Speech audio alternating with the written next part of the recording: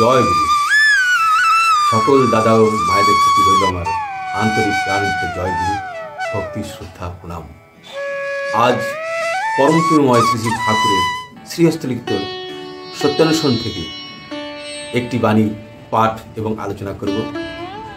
আপনারা সকলে মনোযোগ সহকারে শুনবেন, এটাই আমার একান্ত আশা। তো আসুন আজকের বাণীটি পাঠ করা যাক। ঠিক আছে। ক্ষমা করো কিন্তু অন্তরের সহিত, ভিতরে গরম রেখে অপারগতাবশত ক্ষমাশীল হতে যেও না। পরম প্রেমময় শ্রী শ্রী ঠাকুরের এই অমৃত বাণী পাঠের পর পরম পূজ্যপাদ শ্রী শ্রী পিতৃদেবের আদেশে জুড়ান্দা নির্দেশ পেয়ে বলতে লাগলেন যে যার ক্ষমতা আছে সে ভিতর গরম না রেখে ক্ষমা করতে পারে। শ্রী শ্রী বর্দা, যার ক্ষমতা নেই তার কি হবে? জুড়ান্দা, জমিদার অত্যাচার করছে, প্রজার ক্ষমতা নেই যে জমিদারের বিরুদ্ধে কিছু করবে। শ্রী শ্রী বর্দা, অপারগতা থাকলে ক্ষমা করতে পারে না। কেউ যদি কোনো দোষ করে আর তাকে যদি ক্ষমা করতে হয়, তবে ভেতরে রাগ রেখে ক্ষমা করলে ওই ক্ষমা করার কোনো অ্যাকশন হয় না। আজকের পাঠে এতটুকুই। এবার কথা আসছে ক্ষমা।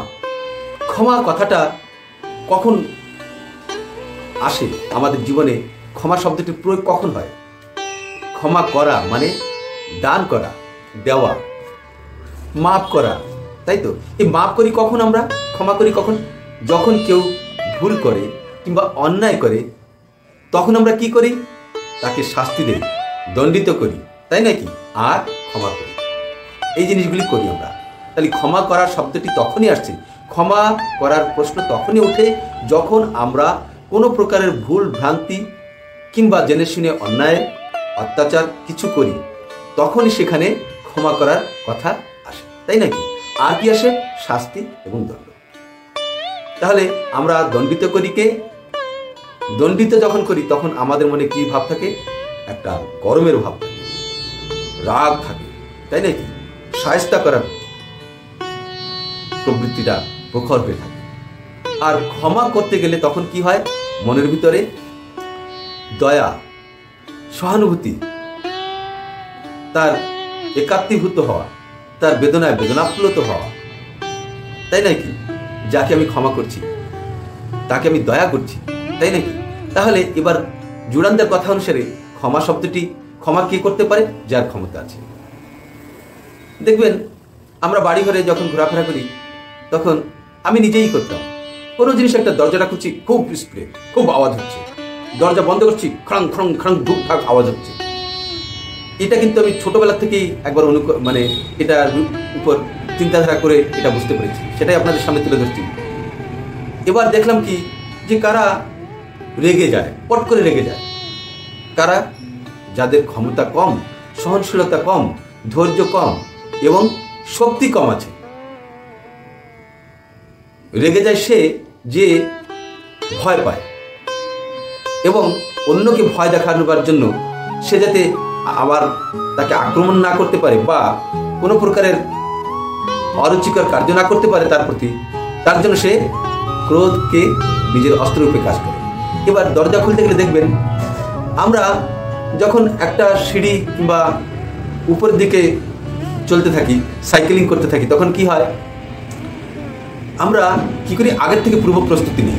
সামনে আপ আছে, তো সাইকেলে যেতে হলে শক্তি বেশি লাগবে, তাই কি করি? যেখানটাতে সহজে আমি সাইকেল চালাতে পারি, যে রাস্তাটুকু, সেই রাস্তাটুকু খুব স্পিডে চালাই। স্পিডে চালাই, সেই স্পিডের যে দ্রুততার যে দ্রুতগতিটা বেড়ে যায় সাইকেলের, সেই দ্রুতগতির সাহায্যে আমি আপটাকে অতিক্রম করতে পারি সহজে। তাই কি করি? আমরা ওই দ্রুতগতিতে চালাতে চালাতে যখন আপটে যায় তখন আরও জোর লাগিয়ে সেই দ্রুতগতিটাকে যাতে কমে না যায় গতিটা, তাকে ঠিক সেইভাবে আগে বাড়াবার জন্য আরও স্পিডে করতে থাকি আপনার কাছে আসলে, যাতে করে কি আমি সহজে পার করে যেতে। তাহলে আমরা অধিক বল প্রয়োগ করছি, আগের থেকে আমরা অধিক বল প্রয়োগ করছি যাতে কি আমি পারি, যাতে আমি সহজে আপটা পার হয়ে যেতে পারি। তার মানে কি?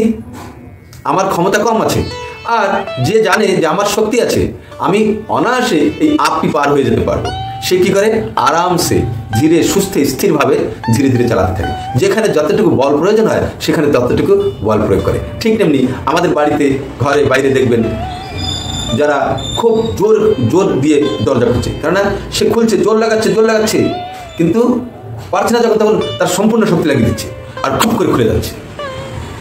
আর যার শক্তি আছে সে যতটুকু বল প্রয়োগ করার প্রয়োজন ততটুকুই সেইভাবে ধরে, ততটুকু শক্তি ওখানে লাগায় এবং ধীরে খুলে নিয়ে আসে। তার মানে কি, যার যেমন ক্ষমতা সে তেমনই করতে পারে, যার ক্ষমতা কম সে খট করে করতে যায়, তাই নাকি? তো আমার এখানে বলার উদ্দেশ্য, যার ক্ষমতা আছে সেই ক্ষমা করতে পারে, সেই ক্ষমাশীল হতে পারে, নতুবা সে কি হবে, ক্রোধিত হবে।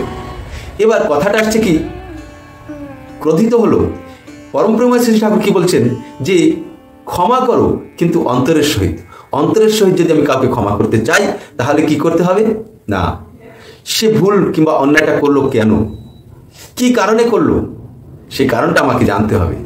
জেনে, যেমন ঘাটা কোথায়, সেই ঘাটা দেখে কোথায় আঘাত লেগেছে সেখানে মলম পাটি করতে হয়, ঠিক তেমনিভাবে যাকে আমি ক্ষমা করবো, যার যে অন্যায় বা ভুলের কারণে সে ভুলটা কেন করলো সেই কারণটা জেনে সেইভাবে তাকে বুঝিয়ে বলে তবেই, কিন্তু সে যদি ক্ষমাপ্রার্থী হয় তাহলেই তাকে ক্ষমা করতে পারি। আবার কেউ যদি কিছু অন্যায় করলো, ভুল করলো আমার প্রতি, আমি সে ক্ষমা না চাইলেও আমরা ক্ষমা করে দিই অনেক সময়। যেমন ছেলেপুলেরা অন্যায় করে, সে ক্ষমা চায় কি আমার কাছে সবসময়, তবু আমরা ক্ষমা করে দিই, মাফ করে দিই। কেন? তার প্রতি সহানুভূতি দরদ দেখে। তাই শ্রী শ্রী ঠাকুর বলছেন, ভেতরে গরম রেখে অপারগতাবশত ক্ষমাশীল হতে যেও না। ভেতরে গরম রাখা মানে ভেতরে একটা রাগ থাকা, ক্রোধ থাকা।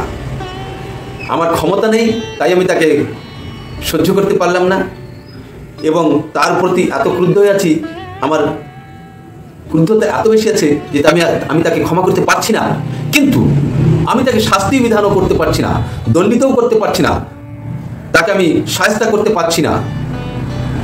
তাকে যদি আমি মারতে পারতাম কিংবা দণ্ড দিতে পারতাম তাহলে আমার মনে হয়তো শান্তি হতো। তাহলে সে ক্ষেত্রে কি হচ্ছে, আমি তাকে শাস্তি দিতে পারছি না, তাই হয়তো সে আমার থেকে শক্তিশালী বেশি, কিংবা সে আমার থেকে স্থান, অর্থাৎ সে আমার থেকে বয়সে বড়, গুরুজন, আরও কত কিছু হতে পারে।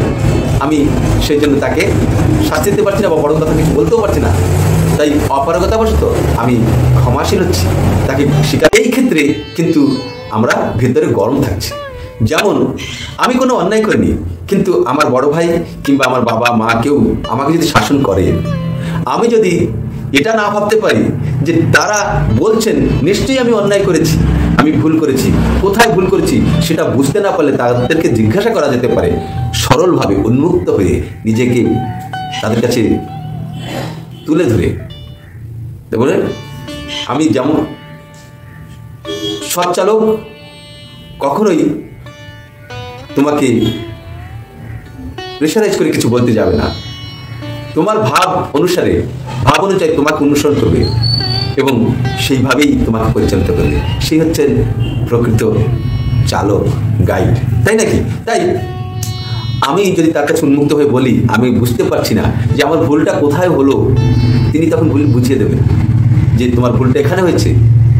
আর যখন তার জন্য সে যদি বকাবকি করলে আমি তাকে সেই বকাবকিটা, আমি অন্যায় করিনি তবু আমাকে বকাবকি করলো, জবরদস্তি আমাকে বিয়ে করলো, এভাবেও কিন্তু আমরা বড়রা অন্যায় করেছে বলে আমাদের মনের মধ্যে স্থান পায়।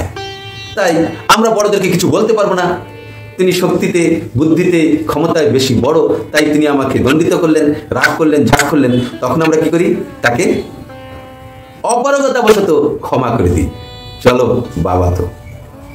কিন্তু যদি বাবা বলেছেন নিশ্চয়ই ভুল হয়েছে এটা যদি ভাবি, তাহলে কিন্তু আমার ভিতরে গরম থাকলো না, আমার ভিতরে কোনো তার প্রতি অশ্রদ্ধা আসলো না, তখন আমি ক্ষমা। তার মানে আমরা যারা অভিভাবক, গুরুজন, বাবা মা, আমরা কিন্তু ছেলেদেরকে শাসন করি, তাদের বিচারে আমরা অনেক জায়গায়, অনেকভাবে, অনেক ক্ষেত্রে তাদেরকে মোবাইল ধরতে না দিলে, তাদেরকে বারবার পড়তে বললে তারা কিন্তু রাগ হয়, আর তখন আমাদেরকে তারা দোষী সাব্যস্ত, দোষী স্থানে দাঁড় করিয়ে দেয় তাদের বিচারে। আর তারা কিভাবে ক্ষমা করে আমাদেরকে, সেটা আমাদের অনুভব করার দরকার আছে, কিভাবে গ্রহণ করে নেয়। তাই শ্রী ঠাকুর বলছেন, অপারগতাবশত ক্ষমাশীল হতে যেও না। তাহলে পিতৃদেব বলছেন, তাহলে সেই ক্ষমায় কোনো অ্যাকশন হবে না, কোনো কাজ হবে না, কোনো ফলই ফলবে না। ঠিক আছে? তো এখানে জুড়ানদা একটি উদাহরণ দিলেন যে জমিদার যদি কোনো অন্যায় করে আমরা তার বিরুদ্ধে কিছু করতে পারি না। তার বিরুদ্ধে কথাটা আসলো কেন? তার মানে জনতা, প্রজা চোখে তিনি অন্যায় করছেন, তাই তো তার বিরুদ্ধে কিছু করার কথা আসছে। কিন্তু এরা পারবে না, জমিদারের লাঠি আছে, বল আছে, শক্তি, সব কিছু আছে, সে মেরে কষে শায়েস্তা করে দেবে, হয়তো আমাদের এই দুনিয়া থেকে বের করে দিতে পারে। তো এই ভয়ে আমরা কি করলাম? তার অন্যায়টাকে সহ্য করলাম, মানে ক্ষমা করে দিলাম। অপারগতা মানে পারার শক্তি যেখানে নেই, সেখানেই হচ্ছে অপারগতা, ক্ষমতা থাকছে না। ঠিক আছে, আজকে এই বিষয়ে অনেক কথাই বললাম।